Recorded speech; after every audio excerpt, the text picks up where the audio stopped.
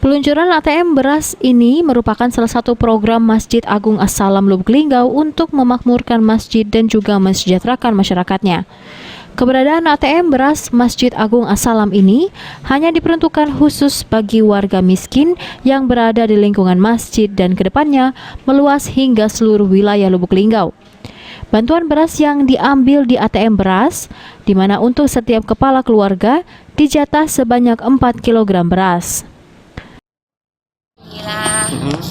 Terbantu lah, ini terima kasih. Selama ini kan kita nggak dapat kan, kita dapat. Jadi dengan ini terbantu ya? Terbantu.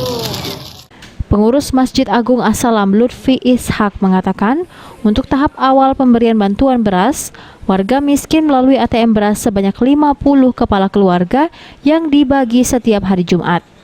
Dan tahap selanjutnya, penerima bantuan akan bertambah hingga 500 kakak, bahkan bisa mencapai 1000 kepala keluarga. Hari ini yaitu launching ATM beras. Untuk Sumatera Selatan mungkin kayaknya yang pertama ini, belum ada yang lain, ya, ATM beras ini. Jadi kita berharap melalui ATM beras ini akan lebih gimana ya untuk ini ke masyarakatnya. Datanya lebih otentik, nanti yang para penerimanya. Jadi setiap ini kakak itu 4 liter setiap kakak, setiap Jumat. Untuk tahap pertama berapa?